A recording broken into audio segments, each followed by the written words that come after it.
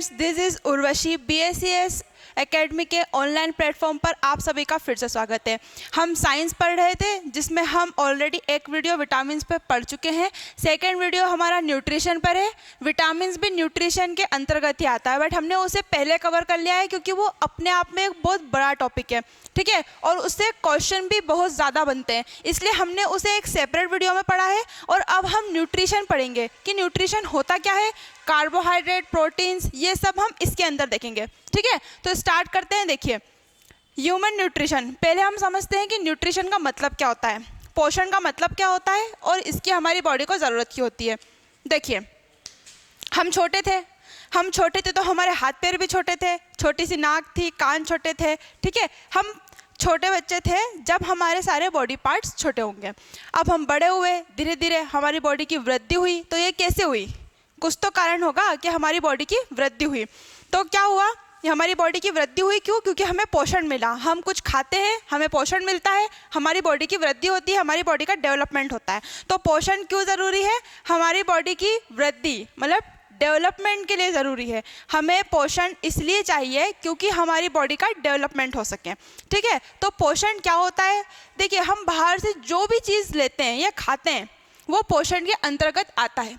अब बाहर से हम क्या क्या चीज़ खाते हैं तो सुनिए, बाहर से हम खाते हैं कार्बोहाइड्रेट्स,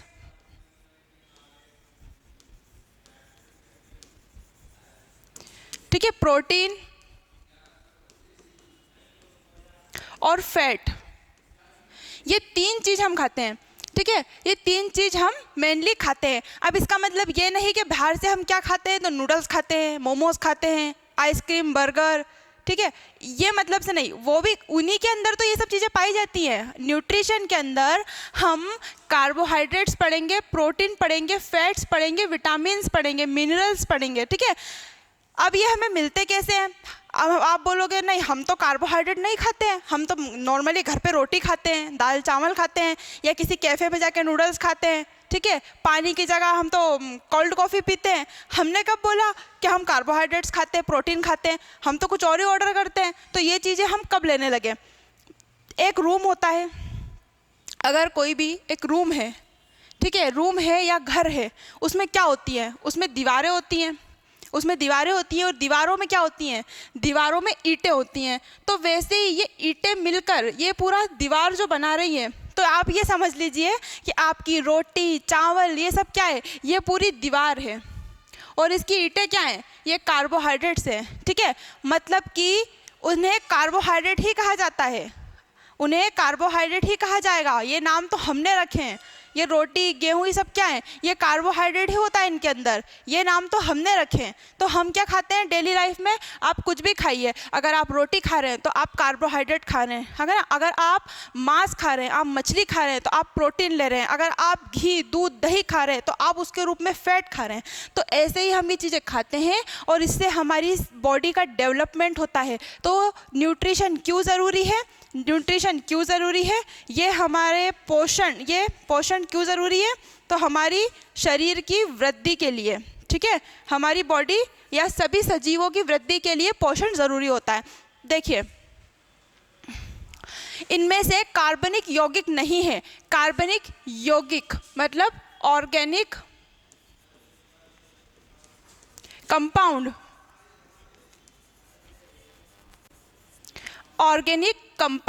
ऑर्गेनिक कंपाउंड नहीं है। क्या नहीं है? प्रोटीन, कार्बोहाइड्रेट, वसा या खनिज लवण, इन तीनों में से ऑर्गेनिक कंपाउंड नहीं है। मतलब कि देखिए, जिसमें कार्बनिक यौगिक क्या होते हैं? जिनमें कार्बन पाया जाता है। तो इसका आंसर है खनिज लवण। ये कार्बनिक यौगिक नहीं है। अब समझते हैं कि कार्बनिक यौगिक मतलब इसमें कार्बन कहाँ से आया, ये टर्म्स कहाँ से आई कि ये कार्बनिक यौगिक है या नहीं है। पोषण में हम कार्बन क्यों पढ़ रहे हैं? देखिए, कार्बनिक यौगिक का मतलब इनको हमने दो तरह से बांटा है, ठीक है। हमने पोषण के जो तत्व हैं उन्हें दो तरीके से बांटा है। कैसे?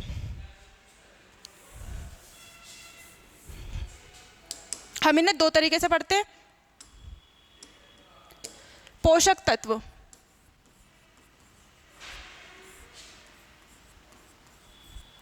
देखिए पोषक तत्व हम दो तरीके से डिवाइड करेंगे। पहला, हम जिसे ज़्यादा मात्रा में लेते हैं, ठीक है, हम जिसे ज़्यादा मात्रा में लेते हैं या जिनकी हमारी बॉडी को ज़रूरत ज़्यादा मात्रा में होती है। आप क्या रोटी आधी खाते हैं? नहीं, आप 2 रोटी खाते हैं, 3 रोटी खाते हैं, 4 रोटी खाते हैं, ठीक है। आप प्रोटीन ऐसा करते हैं कि मांस मछली थोड़ा सा बाइट लेके ख़त्म कर देते हैं? नहीं, वो ज़्यादा, और हमारी बॉडी को ज़्यादा ज़रूरत होती है। क्या ऐसा हो सकता है कि आप दिन में आधी रोटी खाएं और पूरा दिन काम करें? ऐसा हो सकता है? नहीं होता। तो इसलिए ऐसे पोषक तत्व जिन्हें हमारी बॉडी को ज़्यादा मात्रा में ज़रूरत होती है, तो वो आते हैं वृहद में, वृहद पोषक तत्व, ठीक है। वृहद पोषक तत्व जिसे हम बोलते हैं मैक्रोन्यूट्रेंट, और इसमें आते हैं सूक्ष्म पोषक तत्व, सूक्ष्म पोषक तत्व, ठीक है, जिन्हें हम माइक्रोन्यूट्रेंट बोलते हैं।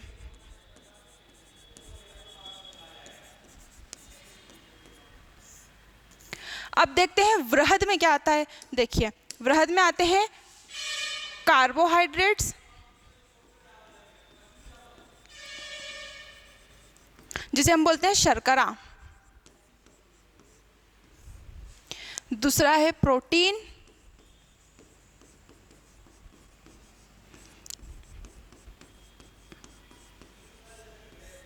और तीसरा है फैट, लिपिड। फैट या इसे बोलेंगे लिपिड, और हिंदी में बोलेंगे वसा, ठीक है। अब सूक्ष्म की में क्या आते हैं? सूक्ष्म बात करते हैं। सूक्ष्म में कौन से आएंगे? देखिए एक होता है विटामिन, एक होता है वाटर और मिनरल्स, ठीक है। इसे बोलेंगे खनिज, इसे बोलेंगे खनिज लवण। इसका सबको पता है, और विटामिन का तो विटामिन ही होता है। ये वो हैं जिन्हें हम ज़्यादा मात्रा में लेते हैं या जिनकी हमारी बॉडी को या शरीर को ज़्यादा मात्रा में आवश्यकता होती है। ये वो हैं जिनकी हमारी बॉडी को सूक्ष्म मात्रा में आवश्यकता होती है, ठीक है। और ये हमें कहाँ से लेना पड़ता है? बाहर से लेना पड़ता है। और ये एक टाइप हमने समझा कि वृहद पोषक तत्व और सूक्ष्म पोषक तत्व, ठीक है। अब बात करते हैं दूसरे टाइप की, मतलब दूसरे प्रकार की, कि उसे और कौन से प्रकार में बांटा गया है।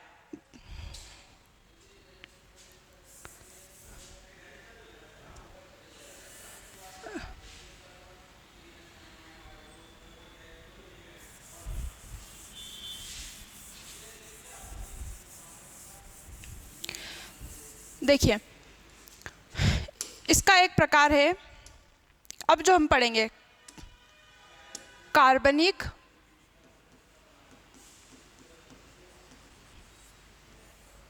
और अकार्बनिक।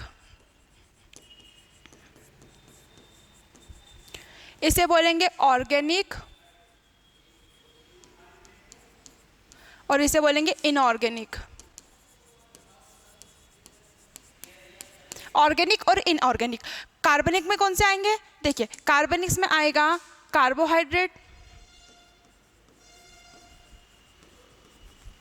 इसे बोलते हैं शर्करा, प्रोटीन और वसा, विटामिन्स,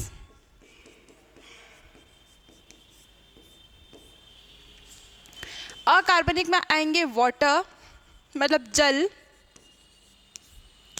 और मिनरल्स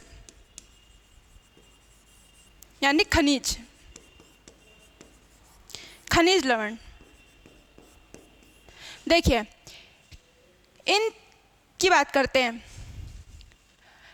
कार्बनिक में आते हैं कार्बोहाइड्रेट, प्रोटीन, वसा, विटामिन, ठीक है। जबकि हमने विटामिन कहाँ पढ़ा था थोड़ी देर पहले? इस किस में पढ़ा था? सूक्ष्म मात्रा में, जिन्हें हम सूक्ष्म मात्रा में लेते हैं, हमने विटामिन उसके अंतर्गत पढ़ा था। बट अभी हम कार्बनिक की बात कर रहे हैं और विटामिन किस में आते हैं? कार्बनिक में। मिनरल्स में अकार्बनिक, अकार्बनिक के अंदर मिनरल्स और वाटर आएंगे, ठीक है। देखिए कार्बोहाइड्रेट, प्रोटीन और वसा, जब हम इन तीनों को खाते हैं तो इनका हमारी बॉडी में डाइजेशन होता है, मतलब कि छोटे छोटे बड़े बड़े पार्टिकल से छोटे छोटे पार्टिकल में टूटते हैं, इसको डाइजेशन कहते हैं। जब इसका डाइजेशन होता है तब इनसे ऊर्जा उत्पन्न होती है और हमें ऊर्जा मिलती है। आप दिन भर काम करते हैं तो आप शाम को खाना खाते हैं, सुबह खाना खाते हैं, उससे आपको ऊर्जा मिलती है, ठीक है। आप बिल्कुल अगर 2 दिन खाना नहीं खाएंगे तो क्या हालत होगी आपकी, आप बेड पे चले जाएंगे, ठीक है ना। तो यही वाली बात है कि इन तीनों चीज़ से हमको क्या मिलती है, ऊर्जा मिलती है। जबकि हमें विटामिन्स से ऊर्जा नहीं मिलती, इनका मेटाबॉलिज्म हमारी बॉडी में विटामिन्स का मेटाबॉलिज्म और मिनरल्स का मेटाबॉलिज्म नहीं होता, इनका डाइजेशन नहीं होता, इसलिए हमें इनसे ऊर्जा नहीं मिलती। डाइजेशन किसका होता है, इन तीनों का होता है। देखिए इन तीनों का डाइजेशन होता है, किसका, कार्बोहाइड्रेट का, कार्बोहाइड्रेट, फैट और प्रोटीन। कार्बोहाइड्रेट, फैट और प्रोटीन, यहाँ आएंगे विटामिन्स, वाटर और मिनरल्स, ठीक है। इन तीनों की अगर हम बात करें तो इनसे हमें ऊर्जा नहीं मिलती है, इनसे हमें ऊर्जा नहीं मिलती है। इन तीनों को खाने से ऊर्जा मिलती है, इन तीनों को खाने से हमें क्या मिलती है, ऊर्जा, एनर्जी मिलती है। आप क्या 2 दिन पानी पीकर जिंदा रह सकते हो, मतलब 2 दिन पानी पीकर ऐसे रह सकते हो, स्ट्रांग रह सकते हो, काम कर सकते हो, जितना खाना खाने के बाद करते हो उतना 2 दिन तक आप खाना मत खाओ, सिर्फ पानी पी लो, क्या आप कर सकते हो, ऐसा नहीं कर सकते। पर रोटी खा के तो कर सकते हो ना। वही सेम यही बात बोलना चाह रही हूँ कि इन तीनों से हमें ऊर्जा मिलती है, जबकि विटामिन्स, वाटर, मिनरल्स इनसे नहीं मिलती, ठीक है। इनका हमारी बॉडी में क्या होता है, पाचन होता है, बट विटामिन्स या मिनरल्स का पाचन नहीं होता, मेटाबॉलिज्म नहीं होता। फिर हम इन्हें लेते क्यों हैं, अगर इनसे ऊर्जा नहीं मिलती तो हम इन्हें लेते क्यों हैं, ठीक है। कार्बोहाइड्रेट का समझ में आ गया, इनका समझ में आ गया। अब ये इनसे ऊर्जा भी नहीं मिल रही, इनका पाचन भी नहीं हो रहा, तो अब हम इन्हें खाएंगे क्यों, तो क्यों खाते हैं। देखिए बात करते हैं पहले विटामिन्स की। अगर हम विटामिन्स की बात करें, अगर हम विटामिन की बात करें तो इससे पहले ही बताया है कि विटा मतलब होता है वाइटल, ठीक है, और एमएन मतलब होता है ऐसे एमाइन जो हमारी, वाइटल मतलब होता है जैविक, हिंदी में ऐसे एमाइन जो हमारी जैविक क्रियाओं को कंट्रोल करते हैं, नियंत्रित करते हैं। तो ये हमारी बॉडी में क्या काम करते हैं, जैविक क्रियाओं को कंट्रोल करने का काम करते हैं, ठीक है। ये जैविक क्रियाओं को कंट्रोल करने का काम करते हैं, साथ में हमें बीमारी से बचाते हैं, बीमारी से बचाते हैं। ये साथ में हमें बीमारी से बचाते हैं, हमारी बॉडी में जैविक क्रियाओं को नियंत्रित करते हैं, इसलिए हम विटामिन्स लेते हैं। सेकंड बात करते हैं पानी की। देखिए वाटर क्या करता है, तो वाटर क्या करता है, हमारी बॉडी का टेम्परेचर मेंटेन करता है, ताप नियंत्रण करता है हमारी बॉडी का, ठीक है। हमारी बॉडी में जो हमारी जब पेट में एसिडिटी होती है उसमें हेल्प करता है, मतलब एसिडिटी कम करता है ये, एसिडिटी, ठीक है, एसिडिटी जिसे अम्लता बोलते हैं, ठीक है। HCl के निकलने से जो एसिडिटी क्यों होती है, जब हम ज़्यादा खाना खा लेते हैं तो उसको पचाने के लिए, मान लो किसी शादी में गए और वहाँ पर है भैया खाना देख के लग रहा है कि आज तो खा ही लेंगे, और खा लिया पेट भर के, अच्छे से खा लिया, मतलब ऐसा खा लो कि कल मिलेगा कि नहीं मिलेगा, आज भी खा लो उसको ऐसा। अब घर गए अब हुई एसिडिटी, अरे तुमने जितना खाया है उसके लिए HCl भी तो निकलेगा पचाने के लिए, तो वो HCl निकलेगा। तो HCl क्या होता है, HCl एक अम्ल तो है, तेजाब बोलते हैं। HCl क्या है, HCl एक अम्ल है, ठीक है, जिसको अपन तेजाब बोलते हैं, तेजाब। और ये क्या करता है, जलाने का काम करता है। अब इतना खाओगे तो उसको पचाने के लिए HCl तो निकलेगा ना, और HCl निकलेगा तो एसिडिटी बढ़ेगी, तो इसलिए एसिडिटी हो जाती है, ठीक है। तो जल क्या काम करता है, टेम्परेचर, ताप को नियंत्रित करता है, एसिडिटी में अपनों को मदद करता है, एसिडिटी होती है उसको कम करता है, उसको कंट्रोल करता है। अब मिनरल्स का क्या काम है, देखिए खनिजों का हमारी बॉडी में क्या काम है, खनिज बचे हैं ना अभी, खनिज का हमारी बॉडी में क्या काम है, तो खनिज हमारी बॉडी में मांसपेशी संकुचन, मांसपेशी संकुचन, है ना, हड्डियों में हेल्प करते हैं, हड्डियों में, ब्लड प्रेशर में, हड्डियों में, ठीक है, ब्लड प्रेशर कंट्रोल करना, ब्लड प्रेशर को कंट्रोल करने का काम करते हैं, ये सब हमारी बॉडी में ये काम करते हैं। उसके अलावा हमारी हड्डियों को मजबूत बनाते हैं, हमारे दांतों को मजबूत बनाते हैं, इसलिए हम इन्हें लेते हैं। हमें इनसे ऊर्जा नहीं मिलती। ऊर्जा किससे मिलती है? कार्बोहाइड्रेट से मिलती है, प्रोटीन से मिलती है और फैट से, वसा से मिलती है। ठीक है, अब हम इसको पढ़ते हैं आगे। कार्बोहाइड्रेट मिलकर बना है, कार्बोहाइड्रेट मिलकर बना है मतलब इसमें क्या क्या कंपोनेंट देखिए। कार्बोहाइड्रेट मिलकर बना है CHO, इसका मतलब क्या है? अभी बात करिए कार्बनिक यौगिक है, इसलिए इसमें कार्बन है, इसमें कार्बन है,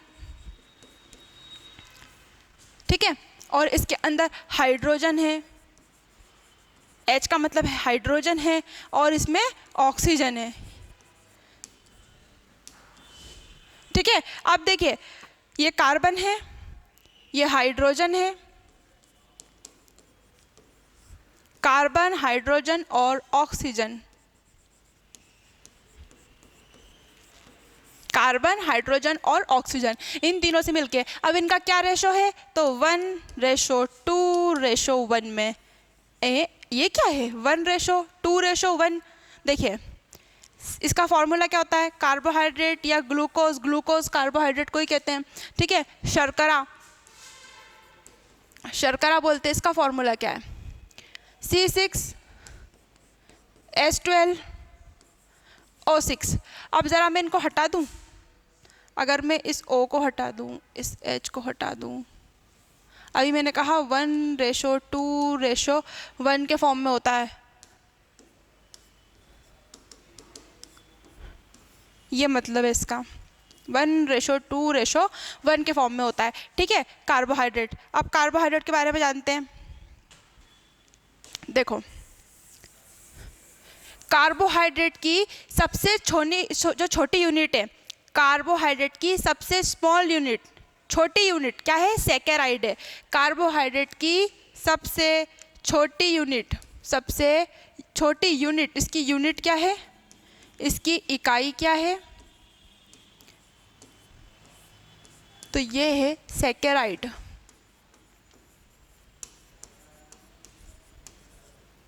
सैकेराइड। देखिए अभी थोड़ी देर पहले हमने एग्जाम्पल लिया कि अगर कोई घर है तो उसमें क्या होंगी?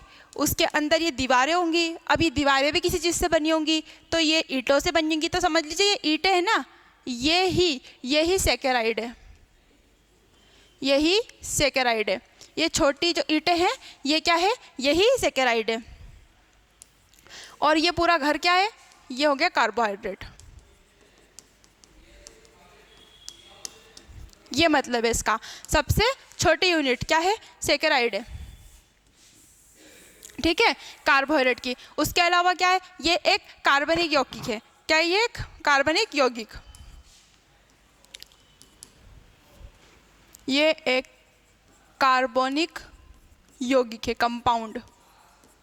ये तो भी हमने देख लिया कैसे है कार्बनिक कंपाउंड ये। ठीक है, कार्बोहाइड्रेट, और इसका रेशो क्या है? 1:2:1 में है। किससे मिलके बना है? CHO से, इससे मिलकर बना है। ठीक है, और देखिए कार्बोहाइड्रेट का पाचन कहाँ होता है? हमारी बॉडी में कार्बोहाइड्रेट का पाचन कहाँ से होता है? सबसे पहले हम खाना खाते हैं, खाना हमारे मुख में जाता है, मुंह में जाता है। ठीक है, तो हमारे खाने के अंदर जितने भी तत्व हैं, जैसे कि अगर प्रोटीन खाया है आपने, जो भी खाया है, तो उसमें सबसे पहले कार्बोहाइड्रेट का पाचन होना मुख से शुरू हो जाता है। हमारे मुंह से सबसे पहले कार्बोहाइड्रेट का पाचन शुरू होता है। कार्बोहाइड्रेट का पाचन, कार्बोहाइड्रेट का पाचन कहाँ से? हमारे मुख से शुरू होता है। ठीक है, और हम कार्बोहाइड्रेट को किस फॉर्म में लेते हैं? हम इसे स्टार्च के फॉर्म में लेते हैं, स्टार्च के रूप में खाते हैं। ठीक है, हम इसे स्टार्च के रूप में खाते हैं। हमारे मुंह से इसका पाचन शुरू होता है और क्या करता है? एक सलाइवरी एमाइलेज होता है या टाइलिन। ठीक है, टाइलिन, और क्या होता है? एमाइलेज, जो सलाइवा में पाया जाता है। ये दोनों मिलकर इस स्टार्च को माल्टोज में बदल देते हैं। ठीक है, एक बार तो इसका पाचन यहाँ हो जाता है और दूसरी बार कहाँ होता है? हमारी आंतों में जाकर। ठीक है, आंतों में जाकर हमारा पाचन क्या होता है? कार्बोहाइड्रेट का पाचन शुरू होता है। उसके बाद हमें इससे एनर्जी मिलती है। ठीक है, और उसके बाद ये क्या होता है? हमारे लीवर में भी सिक्योर हो जाता है जाकर। ठीक है, अभी हम पढ़ेंगे आगे क्या सिक्योर होता है। सेकेंड है डाइसैकेराइड के प्रकार है, मतलब कि डाइसैकेराइड किसका टाइप है, किसके अंतर्गत आता है डाइसैकेराइड। अभी तो आपने ये पढ़ा होगा मोनोसैकेराइड, डाइसैकेराइड, पॉलीसैकेराइड, ये कार्बोहाइड्रेट के प्रकार होते हैं। ठीक है, बट लेकिन ये बताइए कि डाइसैकेराइड किसके अंतर्गत आता है, तो इसका आंसर है ओलिगोसैकेराइड। अब ये समझते हैं थोड़ा इसके बारे में। देखिए कार्बोहाइड्रेट को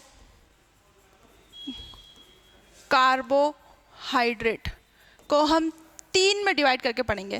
पहला है मोनोसैकेराइड,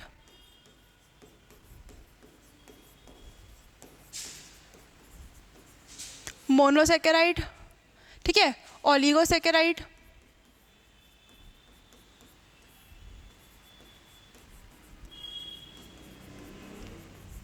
मोनोसैकेराइड, ओलिगोसैकेराइड और है पॉलीसैकेराइड।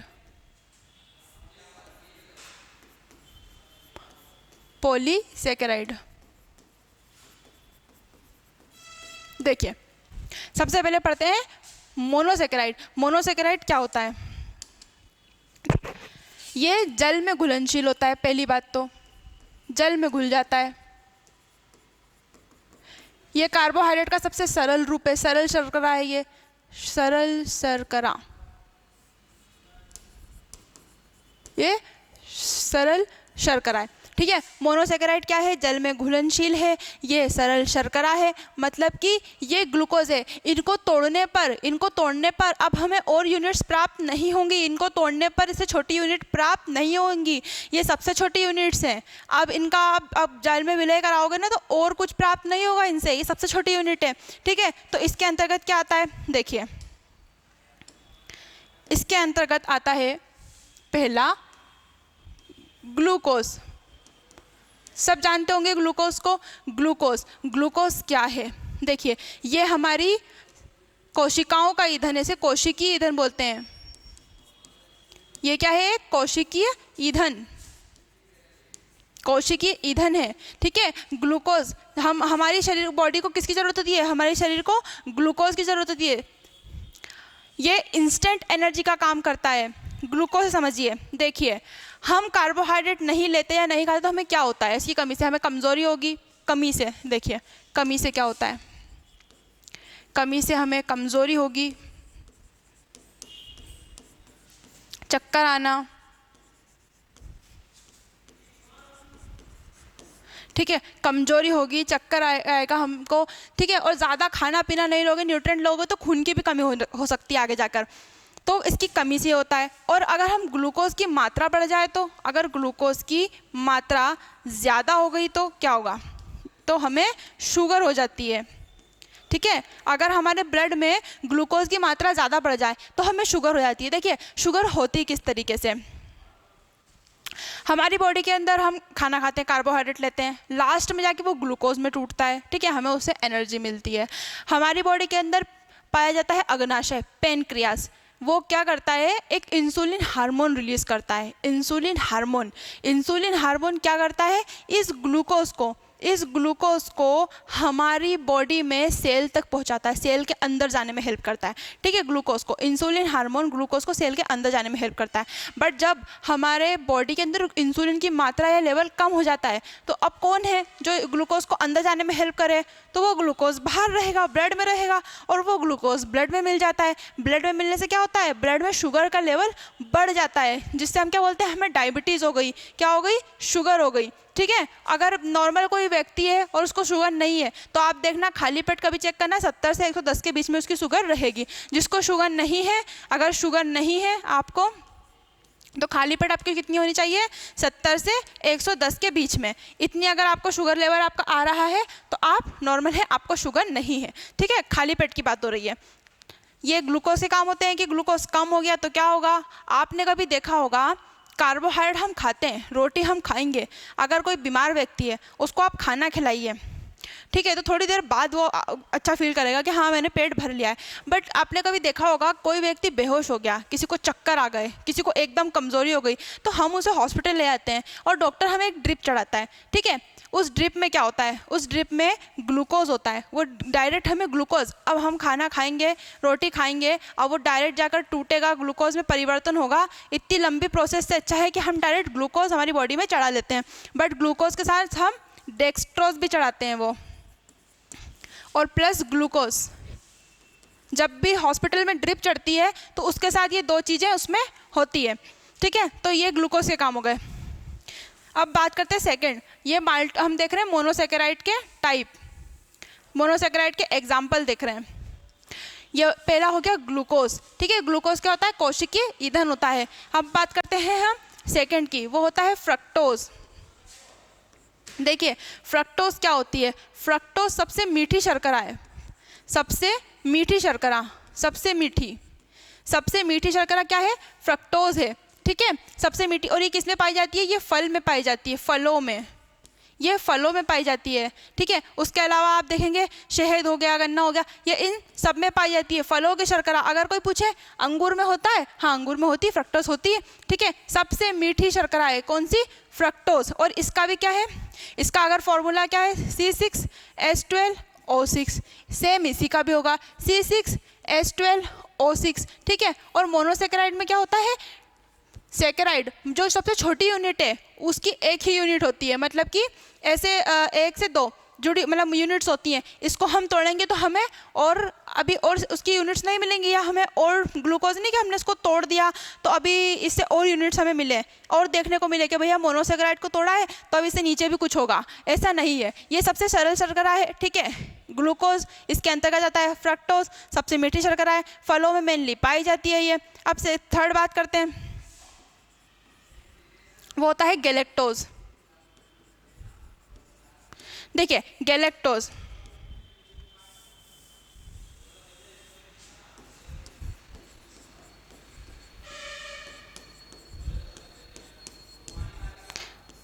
ठीक है, इसको बोलते हैं ब्रेन की शुगर। इसको ब्रेन की शुगर क्यों कहा जाता है, इसको बोलते हैं दिमाग की शर्करा, दिमाग की शर्करा, दिमाग की शर्करा। ऐसा क्यों होता है, क्योंकि ये बच्चों में ब्रेन के विकास में हेल्प करती है, ये ब्रेन का विकास करती है, बच्चों में ब्रेन का विकास करती है, इसलिए इसे कहा गया है किसकी, दिमाग की शर्करा। देखिए अब बात करते हैं ओलिगोसेकेराइड पे। ओलिगोसेकेराइड क्या होता है, ओलिगोसेकेराइड के अंतर्गत आता है डाइसेकेराइड, इसके अंतर्गत आएगा डाइसेकेराइड, ठीक है, डाइसेकेराइड, डाइसेकेराइड, डाइसेकेराइड ओलिगोसेकेराइड के अंतर्गत आता है। अब डाइसेकेराइड के एग्जांपल हम क्या देखेंगे, देखिए सुक्रोज, ठीक है, सुक्रोज किससे मिलकर बना है, जब हम सुक्रोज को तोड़ेंगे। देखिए ओलिगोसेकेराइड मतलब क्या होता है, ओलिगोसेकेराइड मतलब क्या होता है, पहले ये देखते हैं। ओलिगोसेकेराइड में क्या होता है, यहाँ पर सेकेराइड की दो से लेके मतलब दो से अधिक यूनिट होती हैं, दो से अधिक, ठीक है। और यहाँ पर क्या होता है पॉलीसेकेराइड में, पॉलीसेकेराइड में 2 या 10 या n नंबर तक हो सकती है, बहुत सारी हो सकती है, ठीक है, मतलब कि 10 से n नंबर तक की हो सकती है ये। अब इसके अंतर्गत बात करते हैं डाइसेकेराइड की। डाइसेकेराइड, डाइसेकेराइड में क्या होता है, डाइसेकेराइड का एग्जाम्पल देखिए, सबसे पहला डाइसेकेराइड का एग्जाम्पल, डाइसेकेराइड का एग्जाम्पल है सुक्रोज। और ये क्या होता है, ये डाइसेकेराइड दो मोनोसेकेराइड से मिलकर बनता है, दो मोनोसेकेराइड से,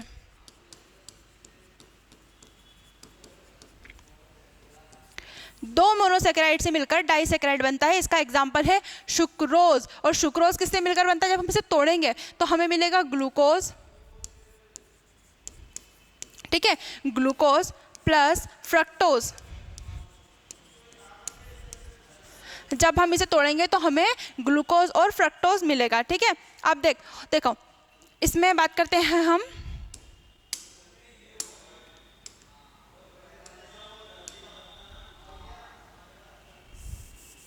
लैक्टोज की।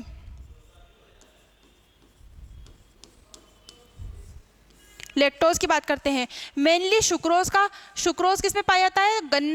गन्ने में सुक्रोज पाया जाता है। गन्ना इसका मेन सोर्स है किसका? सुक्रोज का। ये भी फलों में पाई जाती है, आप देखना फलों में और गन्ने में, ज़्यादातर गन्ने में पाई जाती है, ठीक है, सुक्रोज पाई जाती है।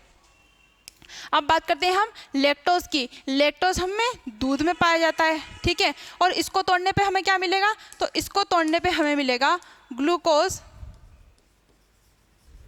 Plus galactose. देखिए ग्लूकोज प्लस गैलेक्टोज, और ये दोनों क्या है? ये दोनों मोनोसेकेराइड के अंतर्गत हमने पढ़े थे। इनको तोड़ने पर हमें ये मिलेगा, और ये किस में पाया जाता है? दूध में पाया जाता है। लैक्टोज ध्यान रखना दूध में पाया जाता है। अच्छा, दूध का पाचन कौन सा एंजाइम करता है? रेनिन एंजाइम करता है हमारी बॉडी के अंदर, ठीक है, और दूध के अंदर लैक्टोबैसिलस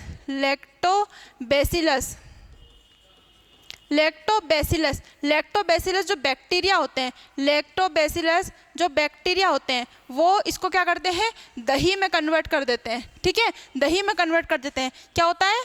लैक्टोज और ग्लूकोज और गैलेक्टोज। इसको तोड़ने पर क्या मिलेगा हमें? ग्लूकोज और गैलेक्टोज मिलता है, ठीक है। अब हम बात करते हैं माल्टोज की। देखिए तीसरा टाइप है माल्टोज, और इसको तोड़ने पे हमें क्या मिलेगा? हमें मिलेगा ग्लूकोज प्लस ग्लूकोज, ठीक है, ग्लूकोज प्लस ग्लूकोज। और डाइसेकेराइड को हम क्या बोलते हैं? डाइसेकेराइड को हम बोलते हैं डेली लाइफ में जिसको हम यूज़ करते हैं, इस डाइसेकेराइड को तो हम डेली लाइफ में यूज़ करते हैं, ठीक है, और इसको क्या बोलते हैं? टेबल शुगर भी कहा जाता है। जैसे कि टेबल सॉल्ट होता है ना NaCl, वैसे ही टेबल शुगर, ठीक है। अब बात करते हैं पॉलीसेकेराइड की, ठीक है, पॉलीसेकेराइड की बात करते हैं। पॉलीसेकेराइड में क्या होता है?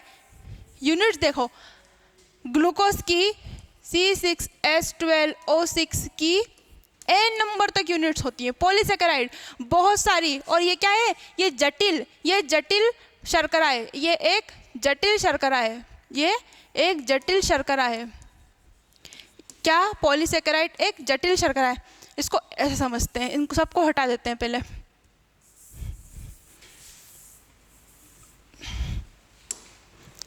पॉलीसेकेराइड की बात कर रहे हैं हम, पॉलीसेकेराइड की, ठीक है,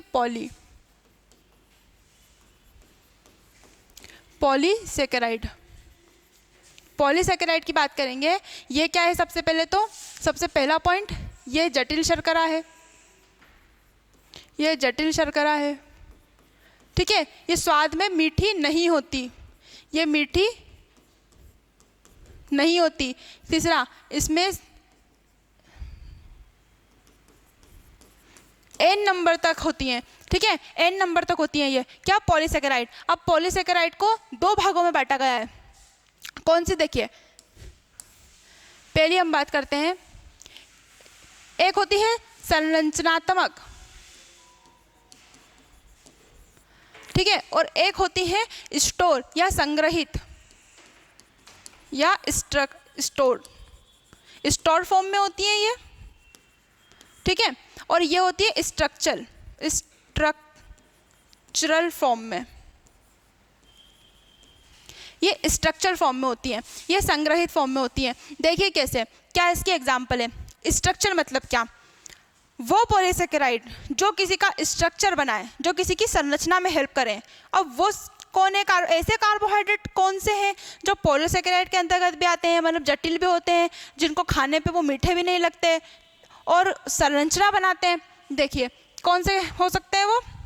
सबसे पहला एग्जाम्पल, सबसे कॉमन एग्जाम्पल देखो, सबसे पहला एग्जाम्पल है सेल्यूलोज।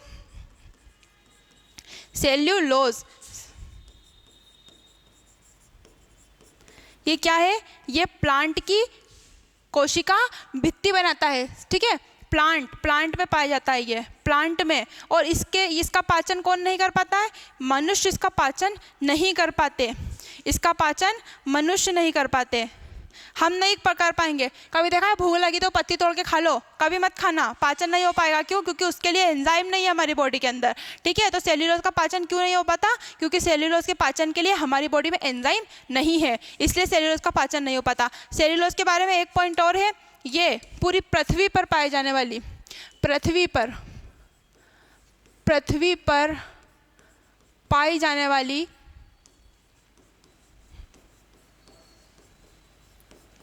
सबसे ज़्यादा मात्रा में, ठीक है, सबसे ज़्यादा मात्रा में पाई जाती है।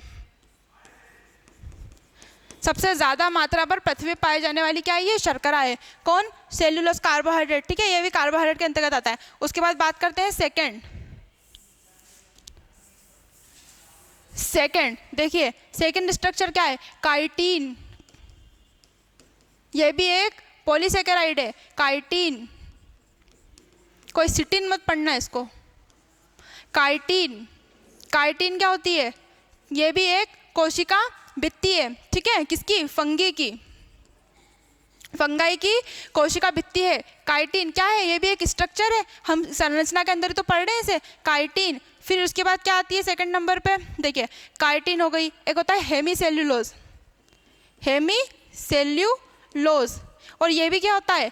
ये भी प्लांट के अंदर कोशिका भित्ति में ही हेल्प करता है, उनकी कोशिका भित्ति में पाया जाता है ये। अब बात करते हैं संग्रहित। संग्रहित में क्या आएगा? देखिए संग्रहित में क्या आएगा?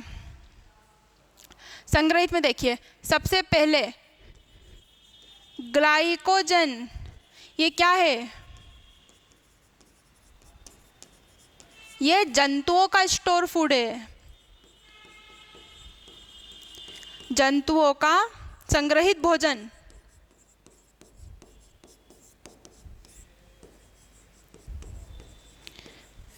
फिर एक आता है इन्यूलिन, इंसुलिन नहीं, इन्यूलिन, इन्यूलिन।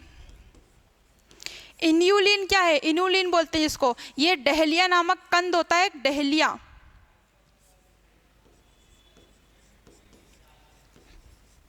डहलिया नामक जो कंद है उसकी जड़ों का स्टोरेज फूड है ये, ठीक है ना, जड़ों में पाया जाता है ये, जड़ों में, डहलिया में जड़ों में पाया जाता है। क्या? ग्लाइकोजन, इंसुलिन, ठीक है, ये क्या में पाया जाता है? डहलिया नामक जो कंद होता है उसकी जड़ों में। ये क्या है? ये एक स्टोरेज फूड ही तो है, ठीक है, एक स्टोरेज फूड ही तो है। और ग्लाइकोजन किसका? एनिमल का स्टोरेज फूड है, ठीक है। आगे बात करते हैं। इनमें से कृत्रिम शर्करा नहीं है। कृत्रिम शर्करा नहीं है मीन्स कृत्रिम शर्करा जो आर्टिफिशियल, जो मैन मेड है, वो नहीं है। इनमें से क्या? देखिए सेल्यूलोज, सेल्यूलोज कृत्रिम शर्करा नहीं है। बाकी डेक्सट्रोज, ये बताया अभी, जो ड्रिप चढ़ती है हमें, ड्रिप जो बोतल चढ़ती है हॉस्पिटल में, जो बेहोश हो जाते हैं, कमजोरी आ गई कुछ, मतलब किसी भी काम के लिए अगर आप बोतल जाओगे तो देखा ना आपने हॉस्पिटल में बोतल चढ़ी होती है, बोतल, और उसमें से एक पाइप आता है जो हाथों में लगता है, वो ड्रिप होती है, ठीक है। अगर वो चढ़ी तो उसके अंदर क्या होता है? ग्लूकोज के साथ यही तो मतलब डेक्ट्रोज मिलाया जाता है, ठीक है। और एस्पार्टेम, शेकेराइन, ये सब क्या है? ये कृत्रिम शर्करा है, मतलब कि ये हमें प्रकृति से नहीं मिली, हमने खुद बनाई है, ठीक है। नेक्स्ट देखते हैं। एक गर्भवती महिला के लिए एक दिन में कितना प्रोटीन लेना आवश्यक है? पहले तो समझते हैं प्रोटीन क्या होता है। अच्छा, एक चीज और, अगर हम कार्बोहाइड्रेट की बात करें, कार्बोहाइड्रेट की बात करें तो एक ग्राम में 4 से 4.2 तक कैलोरी होती है, ठीक है, किलो कैलोरी होती है। और एक दिन में हमें कितना लेना चाहिए? एक दिन में हमें 350 से लेकर 450 ग्राम तक हमें कार्बोहाइड्रेट लेना पड़ता है। देखो प्रोटीन को समझो, प्रोटीन क्या है? सबसे पहले तो प्रोटीन क्या है? प्रोटीन एमिनो एसिड से मिलकर बना है, ठीक है, प्रोटीन एमिनो एसिड से मिलकर बना है। और ये किससे मिलकर बना है? जैसे कि कार्बोहाइड्रेट CHO से मिलकर बना है, इसके अंदर एक कंपाउंड और होता है CHO और N। इसमें मुख्य रूप से नाइट्रोजन पाया जाता है, ठीक है, नाइट्रोजन पाया जाता है। और प्रोटीन हमें किससे मिलता है? प्रोटीन हमें मिलता है मांस, मछली,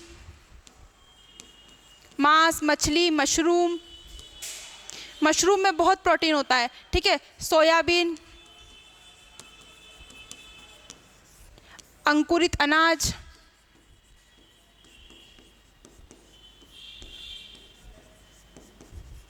देखिए दो तरह के प्रोटीन होते हैं, एक प्रथम शरीर के प्रोटीन एंड द्वितीय शरीर के प्रोटीन।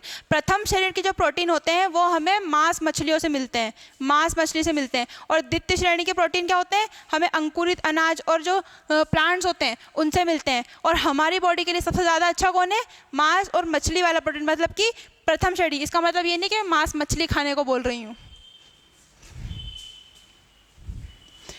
एक गर्भवती महिला के लिए एक दिन में कितना प्रोटीन लेना आवश्यक है। देखिए एक गर्भवती महिला के लिए, सबके लिए अलग अलग प्रोटीन, सबकी बॉडी अलग अलग होती है तो सबके लिए अलग अलग प्रोटीन लेना भी होता है।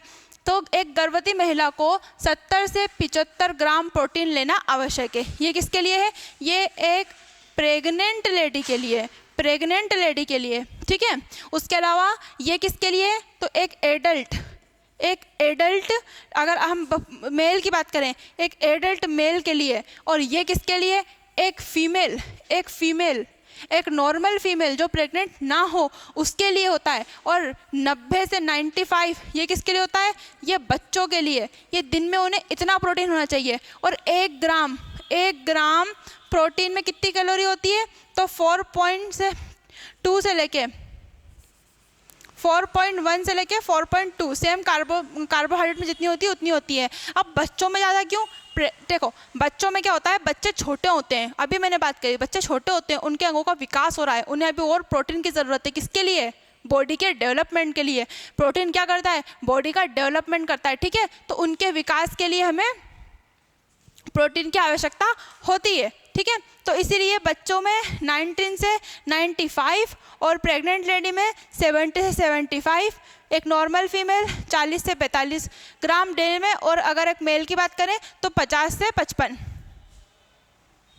हमारे शरीर में अंगों का निर्माण एवं विकास में सहायक होते हैं।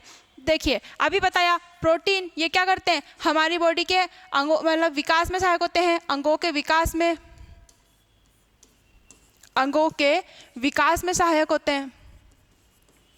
अंगों के विकास में ये हार्मोन्स बनाते हैं, ये हार्मोन्स बनाने में हेल्प करते हैं, ठीक है। हमारी बॉडी में हार्मोन्स बनाने में हेल्प करते हैं, अंगों के विकास में हेल्प करते हैं।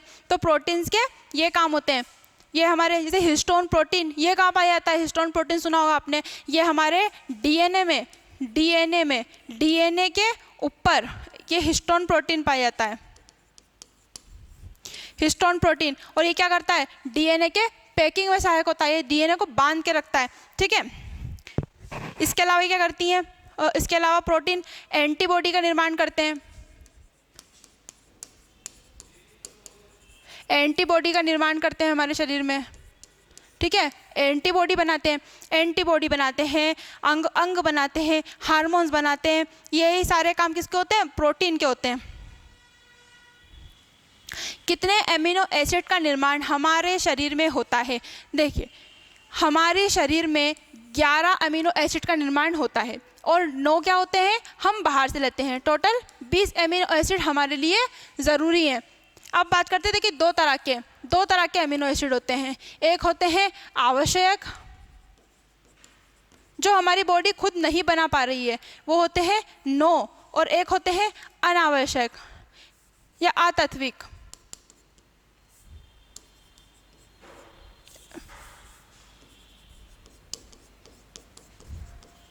ठीक है, इसे बोलते हैं इसेंशियल और इसे बोलते हैं नॉन एसेंशियल, ठीक है। अब बात करते हैं ये हमें किससे मिलते हैं, दूध से, ये हम बाहर से लेते हैं, मांस, मछली, मटन,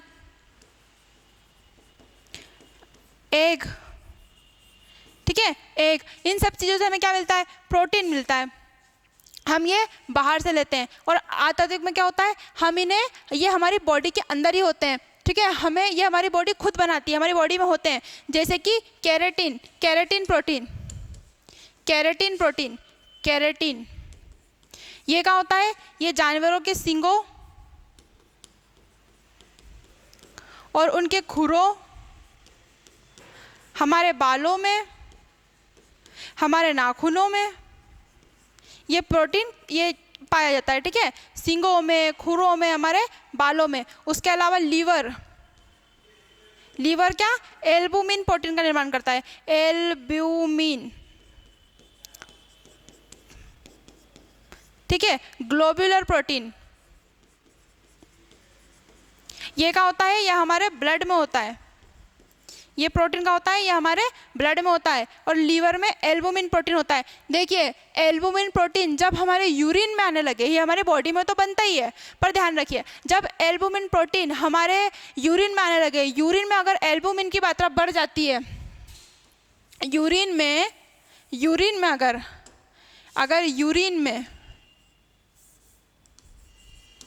अगर यूरिन में एल्बुमिन की मात्रा बढ़ गई, एल्ब्यूमिन की मात्रा बढ़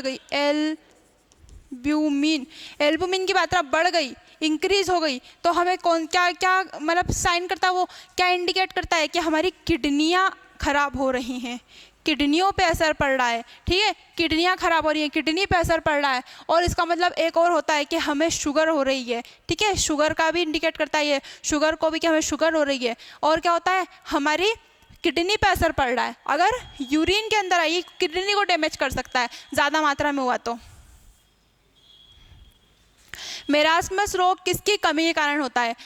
देखिए मेरास्मस रोग प्रोटीन की कमी के कारण होता है। ये किस में होता है? ये बच्चों में होता है। बच्चों में इसके दो रोग होते हैं, एक होता है मेरास्मस और एक होता है क्वाशियोकर। इसमें क्या होता है, इसमें ड्राई स्किन हो जाती है, ड्राई स्किन, रूखी स्किन बच्चों की। ठीक है, स्किन का फटना, वजन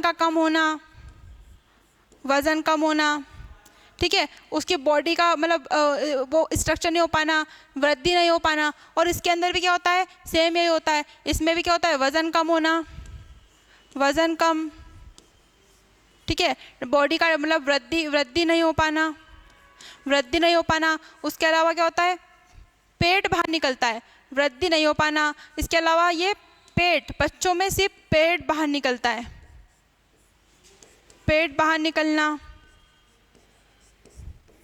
ये सब किसके उदाहरण है? ये मेरास्मस रोग और क्वाशियोकर। ये पूछा जाता है कि ये किसकी कमी के कारण होता है? ये प्रोटीन की कमी के कारण होता है। देखिए 1 ग्राम लिपिड में कितने किलो कैलोरी होती है? सबसे ज़्यादा एनर्जी या सबसे ज़्यादा ऊर्जा हमें किससे मिलती है? वसा से मिलती है। ठीक है, लिपिड का मतलब होता है वसा, इससे हमें सबसे ज़्यादा एनर्जी मिलती है। तो कितना होता है, 9.0 से लेके 9.8 तक किसमें? 1 ग्राम में होता है। ठीक है, और हमें एक दिन में कितना, 70 से 80 ग्राम तक हम वसा खा सकते हैं। पर देखिए लिपिड इसको हमको सबसे ज़्यादा एनर्जी मिलती है। ये लिपिड क्या करती है, इसको हम उपवास की ऊर्जा भी बोलते हैं। कैसे? हमने जो खाना खाया उसका काम तो हो गया, अब हमारी वसा है, वसा हमारी बॉडी में स्टोर हो जाती है। जब हम उपवास रखते हैं या फास्ट करते हैं, जब हमें एनर्जी की ज़रूरत होती है, तब यही वसा पिघल कर या हमारी बॉडी को मिलती है, अंदर से हमारी बॉडी को मिलती है। इसलिए ध्यान रखिएगा, जब डाइट वगैरह भी करते हैं तो उसमें ऐसे ही तो फैट कम थोड़ी होता है, ऐसे ही फैट कम होता है। मतलब फैट कम किस प्रकार से होता है, आप समझ गए? भूखे रहते हैं और फिर उसकी एनर्जी को पूर्ति करने के लिए हमारी बॉडी से क्या होता है, फैट जो फैट स्टोर था वो फैट जाता है। उस एनर्जी देने के लिए फैट हेल्प करता है। इस तरीके से ये फैट हमारी को ऊर्जा देता है बॉडी के अंदर। और इसके 1 ग्राम में कितना होता है, 9.0 9.8। देखिए वसा क्या है, तो वसा fatty acid plus glycerol, fatty acid और ग्लिसरॉल, ये सब इनसे मिलकर लिपिड बना है। और इसके अंदर क्या क्या कंपाउंड होते हैं, तो अभी देखिए CHOSP, sulphur, phosphorus, oxygen, hydrogen, carbon, ये सब इसमें पाए जाते हैं। किसमें?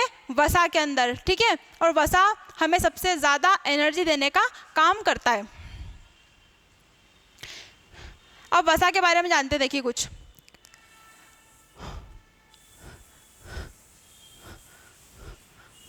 वसा हमें सबसे ज़्यादा एनर्जी देने का काम करता है, ये हमने देख लिया। और वसा क्या करता है, कोलेस्ट्रॉल का निर्माण करता है। इसके अलावा वसा क्या करता है, हमारी बॉडी को वाटर प्रूफ रखता है। वाटर प्रूफ से मतलब क्या है कि जब हम नहाते हैं, या आपने देखा होगा घर में कभी ऐसा हुआ है कि घर के अंदर आप सो रहे हो और पानी फिक गया और उठ के देखा तो पानी गायब है, आपकी बॉडी तक पानी आया और पानी गायब है। क्यों? क्योंकि आपकी बॉडी ने सोख लिया। ऐसा होता है क्या? आप कपड़े गीले करते हैं तो कुछ पानी कपड़े सोख लेते हैं, क्या आपकी बॉडी कोई पानी सोखती है? नहीं सोखती। ये क्यों नहीं सोखती? क्योंकि ये वाटर प्रूफ है, ये चिकनी है। ये कौन बनाता है? ये मोम जैसी परत किसने बनाई है? ये मोम जैसा रिएक्ट करती है। ये क्यों होता है? ये वसा ही तो है, वसा करता है। उसके अलावा वसा कोलेस्ट्रॉल का निर्माण करता है। हमारी बॉडी में कोलेस्ट्रॉल, और कोलेस्ट्रॉल का काम करता है, देखिए वसा हमारी बॉडी में कोलेस्ट्रॉल का निर्माण करता है, कोलेस्ट्रॉल का निर्माण करता है। और कोलेस्ट्रॉल क्या करता है? हार्मोन्स का निर्माण करता है, हार्मोन्स का निर्माण करता है। कोलेस्ट्रॉल हार्मोन्स का निर्माण करता है। कौन कौन से हार्मोन्स? प्रोजेस्टेरोन, प्रोजेस्टेरोन, ठीक है। उसके अलावा टेस्टोस्टेरोन,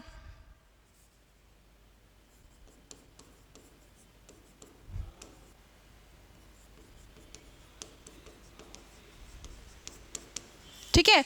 ये वाले जो हार्मोन होते हैं ये सब कौन करता है? ये कोलेस्ट्रॉल ही तो बनाता है। कोलेस्ट्रॉल हेल्प करता है इन हार्मोन्स की, ठीक है। तो ये क्या करता है? लिपिड्स कोलेस्ट्रॉल का भी निर्माण करता है, हमारी बॉडी को वाटर प्रूफ बनाता है। और हमारी बॉडी के अंदर जो ऑर्गन्स होते हैं उनके ऊपर लेयर भी बनाता है, लेयर बनाता है ताकि वो कवर रह सके। ऐसे ही कोलेस्ट्रॉल भी हार्मोन्स का निर्माण करता है और हमारी बॉडी ऑर्गन के ऊपर एक लेयर बना के रखता है, ठीक है, ताकि वो सुरक्षित रहें। उसके बाद बात करते हैं ये क्या होता है? 9.8, 1 ग्राम में 9.8 किलो कैलोरी ऊर्जा होती है। अब देखिए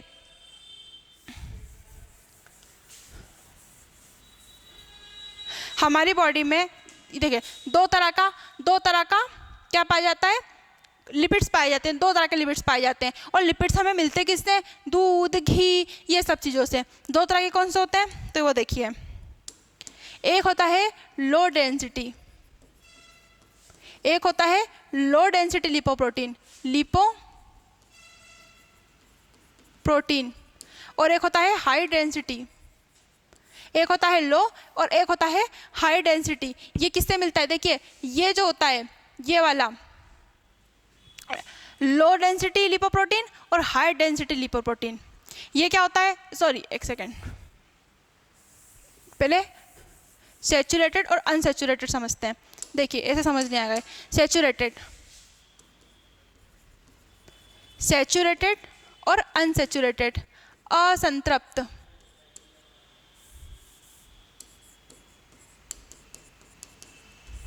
और ये होता है हिंदी में संतृप्त, और ये है असंतृप्त। ये वसा और यहाँ भी वसा, सैचुरेटेड और अनसैचुरेटेड। इसमें क्या होता है? ये सिंगल बॉन्ड का होता है, ठीक है।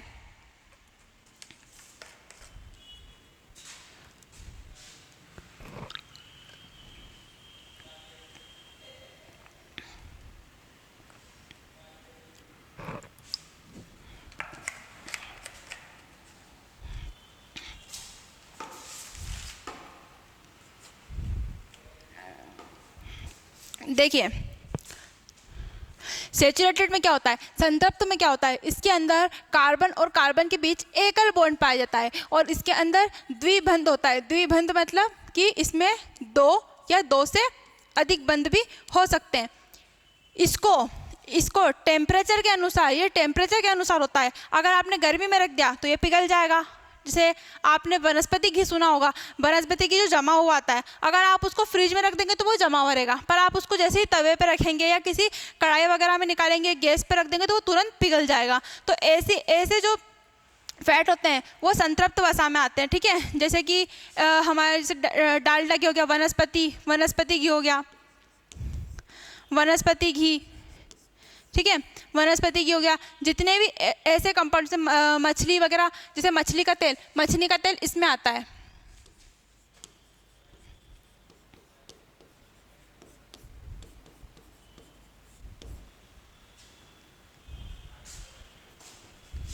जैसे कि घी हो गया, नॉर्मल घी हो गया, वनस्पति घी हो गया, ये सब किस में आते हैं?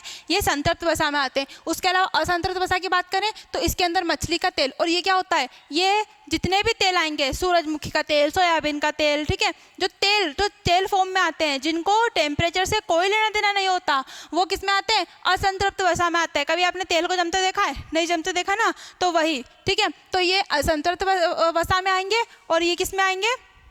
संतृप्त वसा में ऐसे घी या ऐसे प्रोडक्ट या ऐसी वसा जो टेम्परेचर के अनुसार जम जाए या पिघल जाए तो वो किस में आती है, संतृप्त और असंतृप्त वसा में आती है। ठीक है, अब बात करते हैं सेकंड। देखिए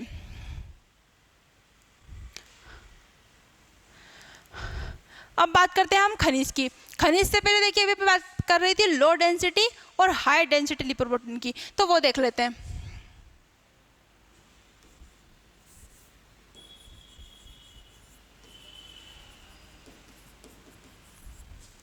और ये होता है हाई डेंसिटी।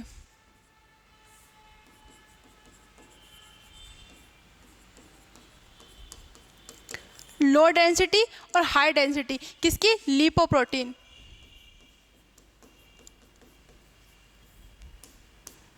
देखिए इसमें ये अच्छे होते हैं, ये हमारी हेल्थ के लिए अच्छे होते हैं, और ये क्या होते हैं, ये हमारे हेल्थ के लिए अच्छे नहीं होते। लो डेंसिटी और हाई डेंसिटी ये हमारी हेल्थ के लिए अच्छे होते हैं और ये हमारी हेल्थ के लिए अच्छे नहीं होते। इनका क्या काम होता है, जब हमारी बॉडी को वाकई में कोलेस्ट्रॉल की ज़रूरत होती है तब ये ब्लड में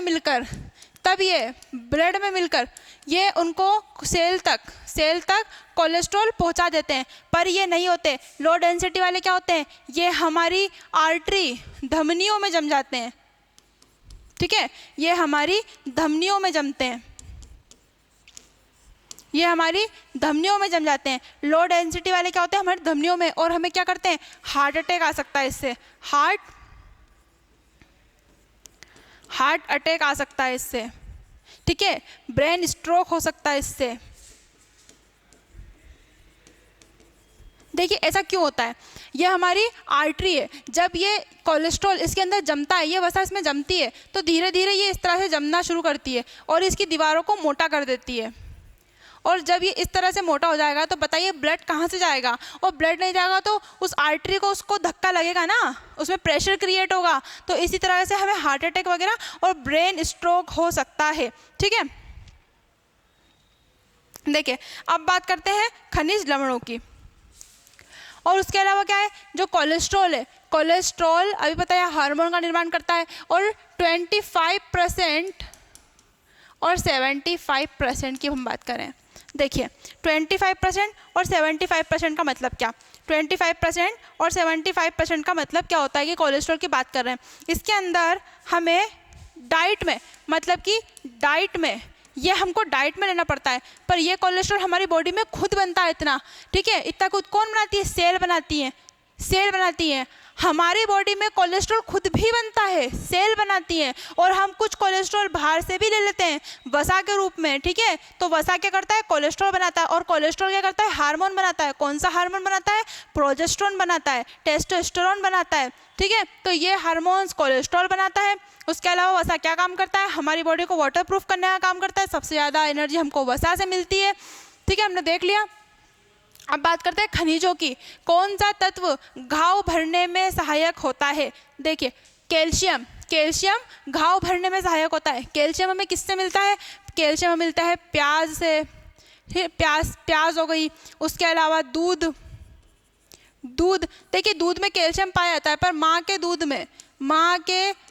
में विटामिन ए नहीं होता, और दूध में क्या होता है, विटामिन सी नहीं होता दूध के अंदर। ठीक है, तो प्याज हो गया, दूध हो गया, इन सब से हमें कैल्शियम मिलता है। और कैल्शियम करता क्या है, तो कैल्शियम हमारी हड्डियों और दांतों को मजबूत बनाता है। ठीक है, दांतों के निर्माण में सहायक होता है, दांतों के निर्माण में सहायक होता है। ठीक है, हड्डियों और दांतों के निर्माण में कौन सहायक होता है, कैल्शियम सहायक होता है।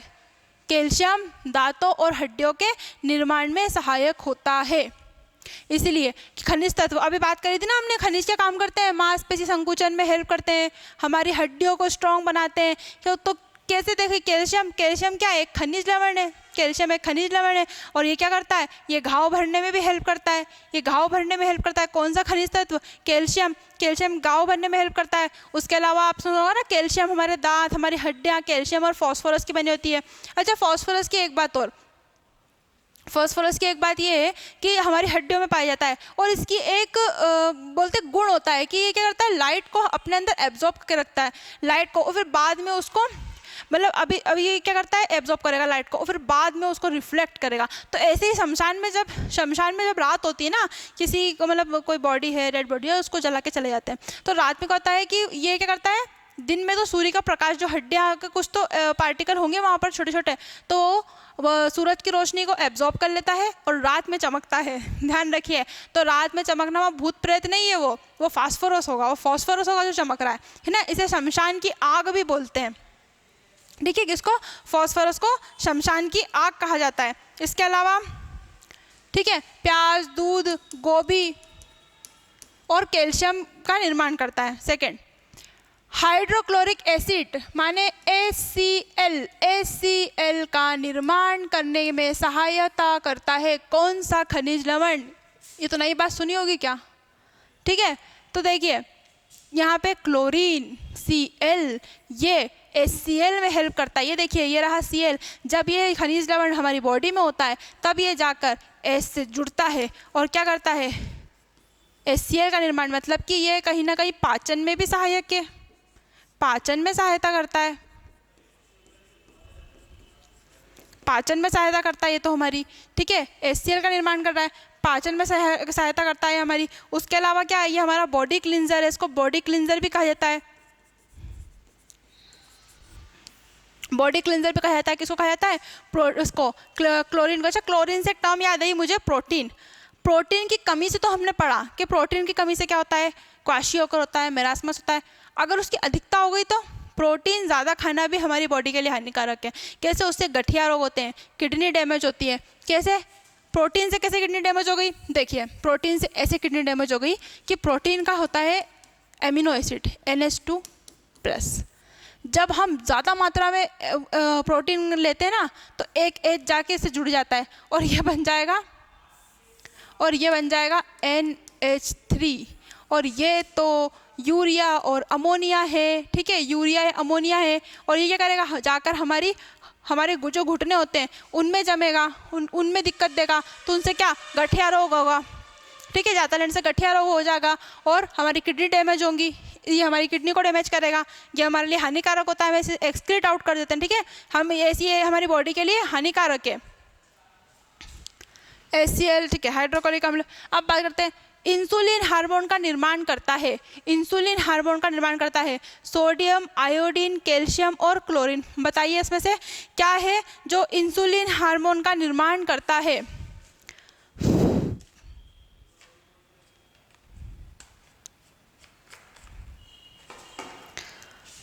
देखिए, इसके अंदर ऑप्शन ही नहीं है। आयोडीन, कैल्शियम, क्लोरीन, जिंक जो है, जिंक वो इंसुलिन का निर्माण करता है। इंसुलिन एक हार्मोन है और इसकी मात्रा कम होने पर क्या हो जाती है, मात्रा कम होने पर हमें क्या होती है, शुगर हो जाती है। ठीक है, हमें क्या होती है, शुगर हो जाती है। इंसुलिन की मात्रा कम होने पर हमें शुगर हो जाती है। ठीक है, ये हमारी शुगर बढ़ाता है। उसके अलावा देखिए, हीमोग्लोबिन का निर्माण करता है। हीमोग्लोबिन का निर्माण, आयरन हीमोग्लोबिन का निर्माण करता है। आयरन किसे पाया जाता है? हरी सब्जियों में। हरी सब्जियां हो गई, चुकंदर, पालक वगैरह इसमें सब आ जाएगा।